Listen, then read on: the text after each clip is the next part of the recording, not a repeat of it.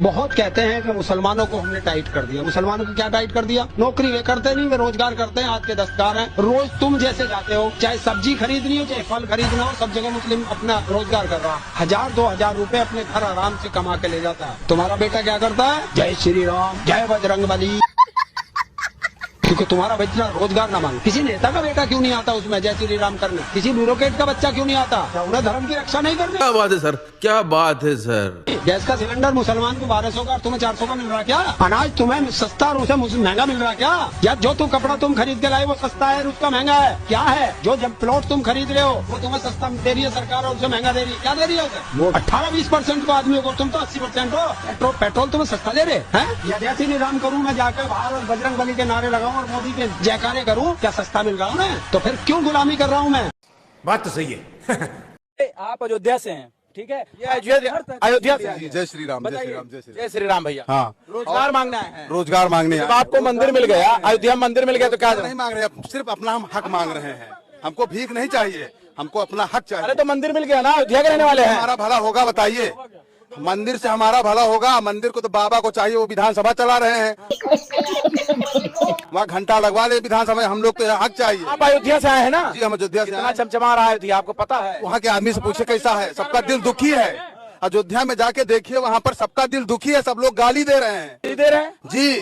जिसका घर टूट गया है, जमीन पे पड़ा हुआ है, वो गाली नहीं देगा, आशीर्वाद देगा। आप जाके देखिए, वो तो आपसे आके कहते थे मंदिर बनाने जा रहे हैं, बनाओ भाई मंदिर, वैसे ना कोई दिक्कत, बना लो भैया, बना लो। हम कहाँ मना करें, एकदम बनाइए सर, हमें तो उस मुद्दे पे बात ही नहीं करनी।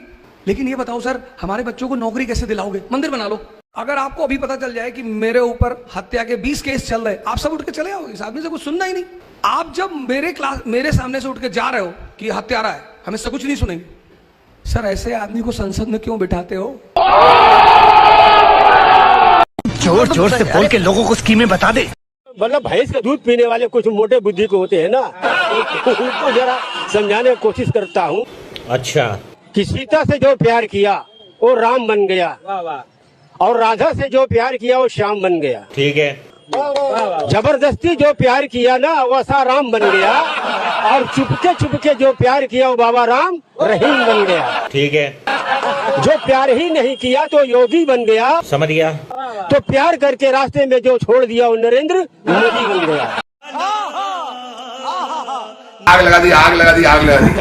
कथा सुनाने का 10 लाख फीस लेने वाले कहते हैं कि सब मोह माया छोड़कर ईश्वर में ध्यान लगाओ, लेकिन खुद का ध्यान 10 लाख पर टिका है। अगर आप देवकी नंदन से कथा करवाते हैं तो उनकी फीस 12 लाख से लेकर 15 लाख है। अनिरुद्धाचार्य की फीस भी 15 लाख से लेकर 20 लाख तक है। इसके अलावा जया किशोरी, धीरेन्द्र शास्त्री ऐसे कथावाचकों से कथा करवाने के लिए 15 से 20 लाख तक का खर्चा आना एक आम बात है।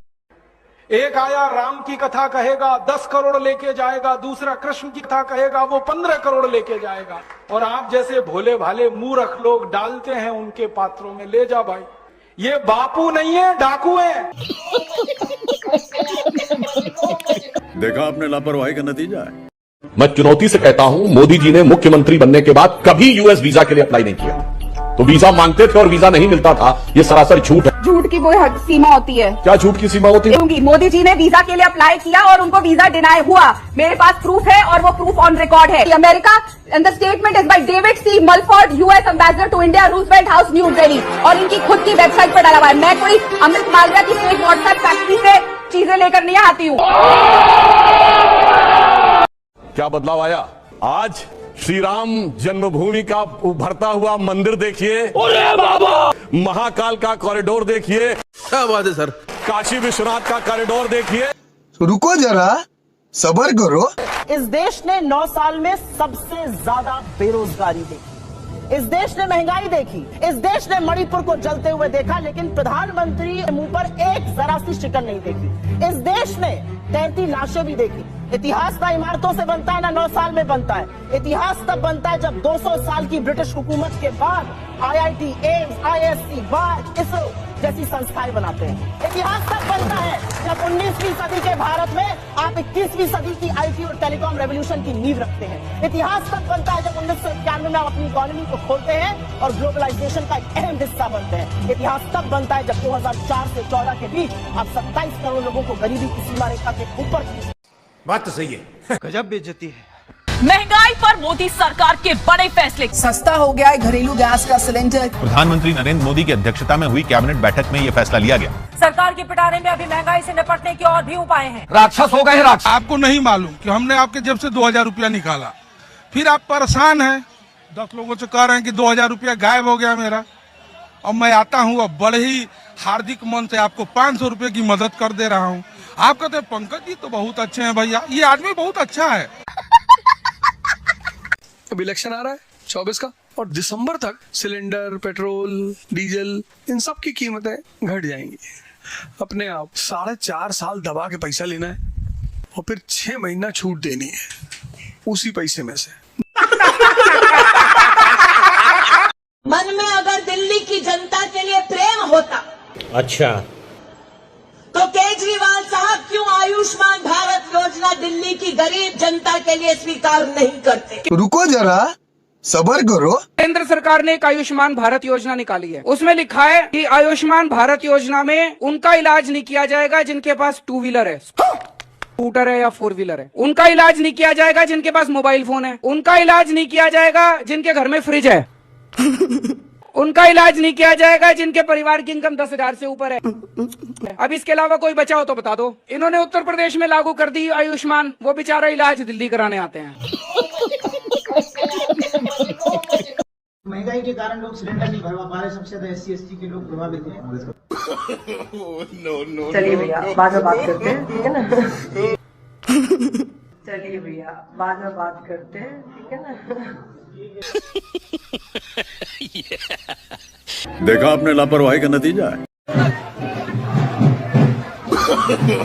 No no no no.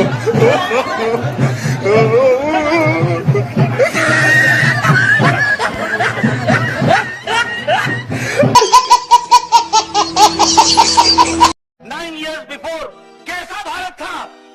घुटने टेक करके चलने वाला भारत था। और जब आपने मोदी जी को प्रधानमंत्री बनाया तो दुनिया में सिक्का जमाने वाला भारत बन गया। इस बात को भी समझना चाहिए। रुको जरा, सब्र करो। देश से कहते हैं पिछले 70 सालों में कुछ नहीं हुआ।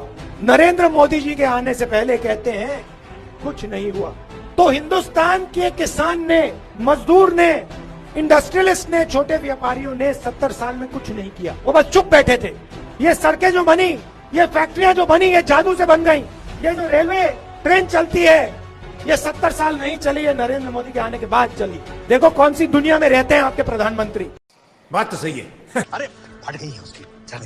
एनीवे अदानी जी को बहुत जरूरत थी, इसलिए पूरा देश उनको बेच दिया। बहुत बढ़िया। दूसरी बात, आप कहते हैं चीन की बात करी, याद है ना मोदी जी ने कहा था ना कोई हमारी जमीन में आया है ना कोई गया है। हमारे देश के आर्मी चीफ ने आके बताया चीन ने कितना हमारा कब्जा कर लिया है। चाइना आकर 4600 स्क्वायर किलोमीटर किसको पार किया है? जो हमने 1996 में जो लाइन बनाई थी LAC, उसको पार करके आकर लद्दाख में से उन्होंने देपसांग जो है, जो बॉर्डर में है चाइना के साथ, काराकोरम पास का, उसको पूरा ले लिया है। गलवान जिसको हम लड़कर मरकर लिया, उसको भी उन्होंने दोबारा ले लिया है। दूसरी बात, मोदी जी ने कहा था इतना काला धन है जो इन्हीं के नेता रमन सिंह एक है, उसमें से पनामा पेपर में जो यहाँ से पैसा लेके छत्तीसगढ़ के लोगों का पनामा में दिया है। मोदी जी ने कहा था वो काला धन में लेकर आऊंगा, हर मिडिल क्लास के बैंक अकाउंट में 15-15 लाख रुपए आएंगे। थोड़े दिन बाद इन्हीं को इंटरव्यू दिया था, याद है ना आपको? और अमित शाह साहब ने कहा था वो तो जुमला था, कोई ऐसे 15 लाख रुपए आते हैं। देखिए जिन्होंने वो साक्षात इंटरव्यू लिया था, आज मैं उनके साथ बैठी हूँ, मुझे बड़ा मजा आ रहा है क्योंकि अब मुझे प्रूफ देने की जरूरत है। और अभी तो रुको, क्लाइमैक्स अभी बाकी। मैं मीडिया से कहना चाहता हूँ, हिंदुस्तान में 80% से 85% हिंदू की आबादी है। आपके हिसाब से 14%, 15% मुस्लिम की आबादी है। ठीक है। मैं प्रधानमंत्री से ये हाथ जोड़कर आवेदन करता हूँ कि हिंदुस्तान के जितने भी हिंदू भाई हैं, समझ गया, उनको आप 30 रुपए 35 रुपए पेट्रोल दीजिए, मुसलमान को 200 रुपए पेट्रोल दीजिए। आप करके दिखाइए। हिंदुस्तान में सिर्फ हिंदुओं को चूतिया बनाने के लिए आप ये काम कर रहे हैं। इस देश में एजुकेशन पे 18% GST ठोक के बैठे हैं। वित्त मंत्री कितना GST लगाएंगे? 18%। सेकेंड हाईएस्ट टैक्स लगा है एजुकेशन। मोदी जी कहते हैं घर घर शिक्षा की ज्योति जलेगी। हाँ, मसाल जलेगा। सेकेंड हाईएस्ट टैक्स किसी देश में एजुकेशन पे ठोक सकते हैं? आप कभी कल्पना कर सकते हैं? एजुकेशन पे टैक्स ठोकेंगे। इंग्लैंड जैसा अमीर देश एजुकेशन फ्री देता है, जहाँ हार्वर्ड, कैम्ब्रिज ऐसे बड़े बड़े यूनिवर्सिटी है, कैम्ब्रिज, ऑक्सफोर्ड, वहां पर एजुकेशन। और हम चूतिया बनाया तुमको। देश में कभी भी किसी गरीब को 5 लाख रुपया की गारंटी किसी ने नहीं दी। ये मेरे गरीब परिवारों के लिए ये भाजपा सरकार है, ये मोदी। जहां प्रधानमंत्री मोदी चने ले लो की तर्ज पर बीमा की गारंटी दे रहे हैं। हालत यह है कि प्रधानमंत्री मोदी 5 लाख का आयुष्मान बीमा का प्रचार इस तरह से करते नजर आ रहे हैं जैसे बस स्टैंड पर कोई पेन और पेचकस बेच रहा होता है। जो प्रधानमंत्री शांति की गारंटी देने मणिपुर नहीं जा सके, वो मध्य प्रदेश जाकर बीमा की गारंटी का प्रचार बेचने के अंदाज में कर रहे हैं। गजब बेइज्जती है। अभी इन्होंने दिल्ली में हमारी सरकार गिराने की कोशिश करी, सोचो इनकी हिम्मत। दिल्ली में हमारे 70 में से 62 सीट हमारी है। इन्होंने प्लानिंग बनाई, केजरीवाल के 40 एमएलए तोड़ेंगे। हमारे एमएलए को मिले ये लोग, एक एमएलए को मिले, बोले 20 करोड़ रुपए ले लो, केजरीवाल की पार्टी छोड़ दो, बीजेपी में आ जाओ, मंत्री भी बनाएंगे और 20 करोड़ भी देंगे। पर भाई साहब हमारे सारे ईमानदार आदमी हैं, सबने आके मेरे को बता दिया 40 एमएलए तोड़ने थे इनको। 20-20 करोड़ के हिसाब से 800 करोड़ रुपए लेके आए थे ये 800 करोड़ रुपए। बताओ जी कहां से आए 800 करोड़ रुपए? इन्होंने मध्य प्रदेश में सरकार तोड़ी, इन्होंने कर्नाटक में सरकार तोड़ी, इन्होंने गोवा में सरकार तोड़ी, इन्होंने असम में सरकार तोड़ी। 277 एमएलए खरीद चुके अभी तक ये 277। 20-20 करोड़ रुपए के हिसाब से भी लगा लो, 6000 करोड़ रुपए इन्होंने एमएलए खरीदने में लगा दिए। ये पैसा कहां से आया जी? मैं नहीं बताऊंगा। जर्मनी की हिस्ट्री पढ़ रहा था दोस्तों, एक दिलचस्प बात मुझे पता लगी कि हिटलर के पतन के बाद उसके भक्तों को घर से निकाल कर चुन कर बहुत बुरी तरह कूटा गया था। सोचा ये बात आपको बता दूं। अगर आपको वीडियो पसंद आता है तो लाइक, शेयर एंड सब्सक्राइब जरूर करें और इस वीडियो के बारे में आपका क्या ख्याल है नीचे कमेंट बॉक्स में अपना राय जरूर रखें।